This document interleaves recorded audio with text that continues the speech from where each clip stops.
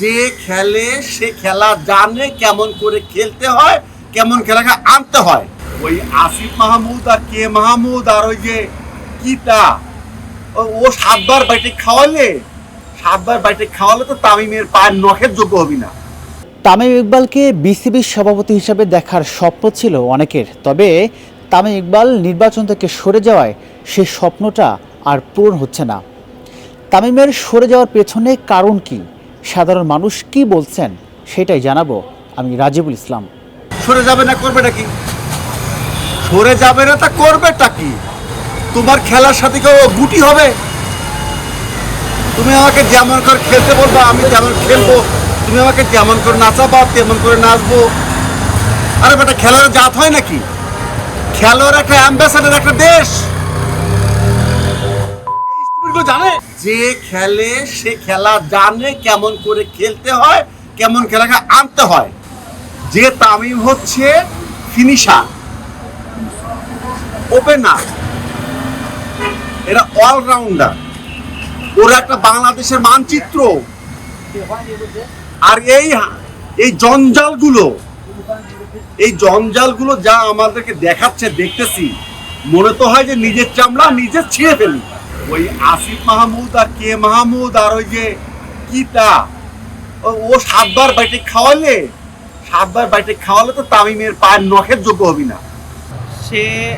আমরা তামিম ইকবালকে অনেকদিন ধরেই দেখছি, সে আমাদের কাছে পপুলার একজন ব্যক্তি এবং আমরা অনেকেই তাকে পছন্দ করি, অনেকেই তাকে হেট করি। সব মিলে আমি মনে করি সে থাকলে ভালো হতো, কেননা সে একজন অভিজ্ঞ খেলোয়াড় এবং খেলোয়াড়দের কী প্রয়োজন এটা সে ভালো বুঝতো। এই দিক থেকে সে থাকলে ভালো হতো, এটা আশা করি আমি।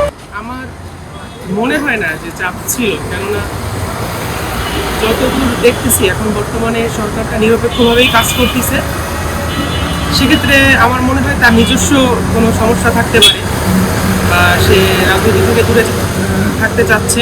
কেননা রাজনীতির সাথে থাকলে আমরা সাকিব আল হাসানকে দেখছি, রাজনীতির সাথে থাকার কারণে অনেক সময় খেলোয়াড়কে আমরা খেলোয়াড় হিসেবে চিনি না, আমরা রাজনীতিবিদ হিসেবে পরিচিত হয়ে যায়।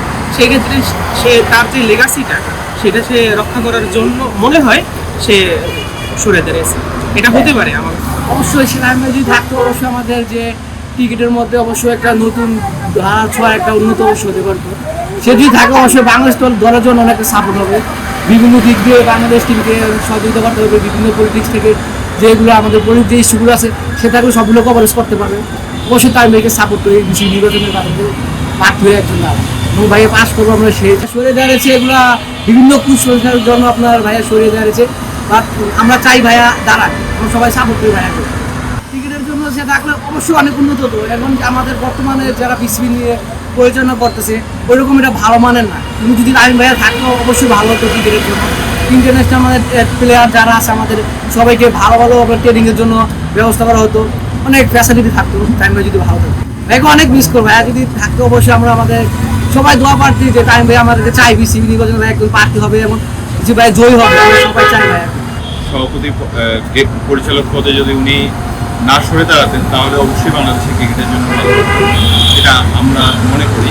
কারণ ক্রিকেটকে উন্নয়ন করার জন্য আসলে ক্রিকেটার যে ক্রিকেটের সাথে সবসময় সম্পৃক্ত থাকে, সে যদি এর সাথে পরিচালনায় থাকে তাহলে আসলে ক্রিকেটটা আধুনিকতা এবং ক্রিকেটের যে গ্যাপগুলো আছে এগুলো আসলে পূরণ হয়। তো সেই দিক থেকে আমি মনে করি যে তামিম ইকবাল যদি পরিচালক পদ থেকে না সরে দাঁড়িয়ে সে যদি পরিচালক পদে ওয়াল থাকতেন, হয়তো উনি নির্বাচিত হতেন, তাহলে ক্রিকেটের জন্য অবশ্যই ভালো। স্বল্প সময়ে আসলে একটা প্রতিষ্ঠানকে খুব ঢেলে সাজানো যায় না, এর জন্য একটা দীর্ঘমেয়াদী পরিকল্পনা বা একজনকে আসলে একটু সময় দিতে হয়। তো উনি এই মুহূর্তে যে পরিচালনার পদে আছেন, উনি ওনার জায়গা থেকে সর্বোচ্চ চেষ্টা করছেন ভালো করার জন্য। তবে সার্বিক ওনার হয়তো কিছু সহযোগিতা বা অসংলগ্নতা আছে, যার কারণে হয়তো উনি পেরে উঠছেন না। বাংলাদেশের ক্রিকেটের প্রতি আমাদের বরাবরই একটা প্রত্যাশা থাকে যে টিমটা ভালো করুক। আসলে আমরা যদি বিগত এশিয়া কাপগুলো দেখি, বাংলাদেশ মোটামুটি প্রতিযোগিতামূলকভাবেই তারা হয়তো আনতে পারেনি, কিন্তু প্রতিযোগিতামূলকভাবে তারা কিন্তু খেলেছে। কিন্তু বর্তমানে আমি আসলে জানি না আমাদের বাংলাদেশের খেলোয়াড়দের উদাসীনতা কিনা, বা তাদের কোথাও কোনো গ্যাপ আছে কিনা, এটা আসলে একটু উদ্ঘাটন করতে হবে। কারণ এরকম একটা বড় ইভেন্টে 135 রান যে চেস করাটা পাকিস্তানের সাথে, এটা আসলে খুব আহামরি কিছু না। বাংলাদেশের চেয়েও বড় দলের সাথে অনেক বেশি রান চেস করে কিন্তু তারা জয়ী হয়েছে। তো আমার মনে হচ্ছে যে বাংলাদেশের আমরা যারা দর্শক বাংলাদেশের খেলা দেখি, বাংলাদেশের খেলাটাকে আর একটু নান্দনিকতা বা দর্শকদের কথা চিন্তা করে আমাদের ক্রিকেটারদেরকে আর একটু হওয়া উচিত, সংবেদনশীল হওয়া উচিত এবং আর একটু দায়িত্ব নিয়ে খেলা উচিত। আমার কাছে মনে হয় যে হ্যাঁ থাকলে ভালো হবে, যেহেতু ক্রিকেটের সাথে জড়িত হ্যাঁ অনেক বছর ক্রিকেট খেলছে, আমাদের বাংলাদেশেও ট্রেনিং করছে। ব্যক্তিগতভাবে আমি তামিম ইকবালকে খুব পছন্দ করি, আর খেলোয়াড় হিসেবে বিসিবিতে থাকলে খেলোয়াড়দের জন্য ভালো হবে, দেশের জন্য ভালো হবে। তো আমরা আসলে সাধারণ পাবলিক বলতে পারবো না চাপ আছে কিনা নাই, সেটা আসলে আমার জানা নাই, কিন্তু থাকলে আমার মনে হয় ভালো হতো, দেশের জন্য ভালো হতো, ক্রিকেটের জন্য ভালো হতো, আমাদের খেলার যে মানটা আরও ভালো হতো আমার মনে হয়। খেলা তো আসলে ভাগ্যের উপর নির্ভর করে, তারপরও যে দুইটা ম্যাচ খেলছে এই দুইটা ম্যাচ জিতা ম্যাচ ছিল, যেটা শ্রীলঙ্কার সাথে ভালো একটা রানিং দেওয়া জিতছিল, আমার মনে হয় পাকিস্তানের সাথে এই ম্যাচটা জিতাটা খুব ইম্পর্টেন্ট ছিল, কিন্তু আসলে ভাগ্যের কাছে হেরে গেছে আমরা।